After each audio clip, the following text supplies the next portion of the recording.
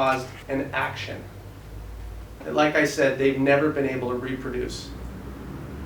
So we're going to try to figure out what's so special about Goose and Maverick that they can do something that the U.S. government has no idea how to do again.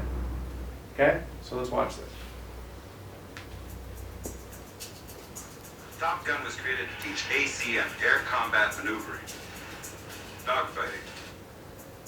In case some of you wonder where the best is, they're up here on this plaque on the wall. The best driver in his reel from each class has his name on it. At the end, I'm going to ask you who the main character is, okay? You think your name is going to be on that plaque? Yes, sir. I like that, pilot.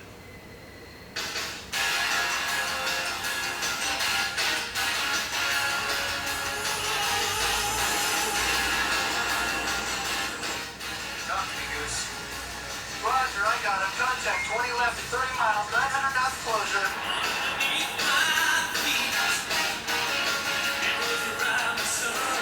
What's the story? Story is if you're a jet fighter, you get to drive a cool motorcycle, not wear a helmet, right? Cruise around free. I cracked my stuff up. You need any help? It's what? Figured it out yet? What's that? Who's the best pilot? No, I think I can figure that one out on my own.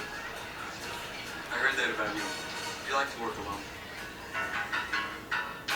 He's a rebel, I'm right? Charlotte Black. Sit around drinking beer, meeting chicks. Pretty cool. Naval aviator. Mayday, mayday, Bab's in trouble. Get to the black fin, heading up the sea. Good girl. Wear cool sunglasses. What do you do up there? It's dangerous. Everybody thinks he's cool, right?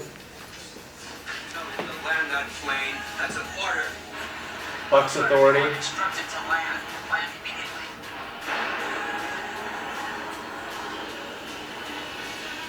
What you should have done was land your plane. Son, your ego is writing checks your body can't cash.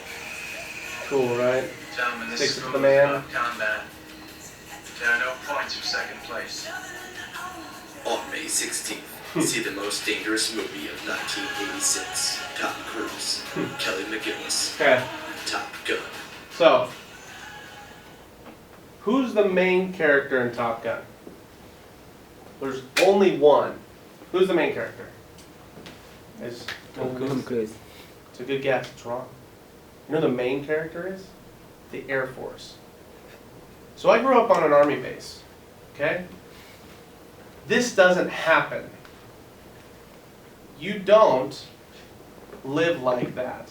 You don't just get to fly around. You don't get to give your boss the finger, right? You don't get all the girls. Like, that's pretend, okay? But they created a world about it where the main character was the Air Force. And you know what happened after this movie came out? Okay, this is really important. It got 2.5 stars, right? So it got 2.5 stars. It ended up being the highest grossing film of 1986, 341 million global, right? It ended up being a huge hit. But you know what the crazy thing that happened was? This thing, 500%. What do you think 500% means? What do you think the 500% is about? Something went up by 500%.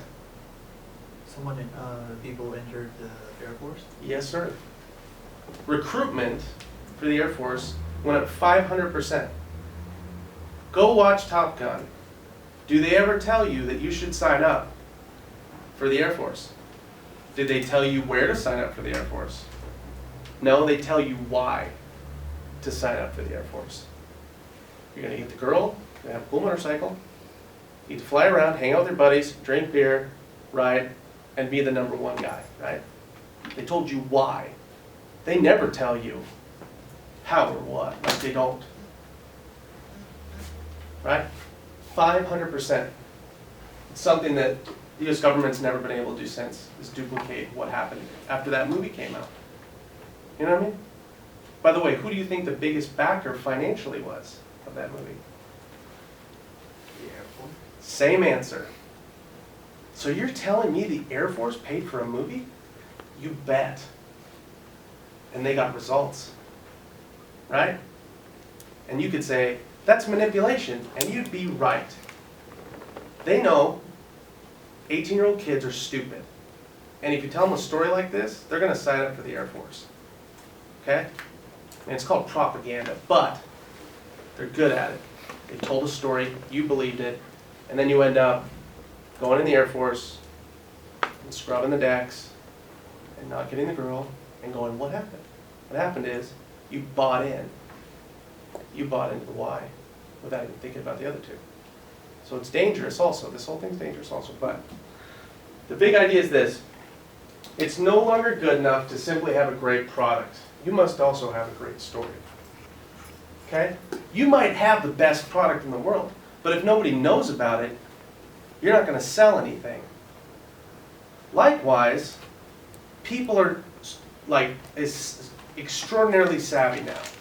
There's reviews online, all these different things that no longer allow you to have a bad product. You can have an okay product that would have passed 20 years ago, and it will get flamed online, and people won't buy it. So you can't just have a great story either, because people will say, what a great story, they buy it and they go, this is horrible. This is the worst it's the worst piece of electronics I've ever bought. They talked about how great it was and all this stuff. I got it, it was garbage. You have to have both. If you want to really succeed, you need both. You've got a great product, no problem. You need your story. You got a great story, you better have a good product to back it up. Okay? So going back to story.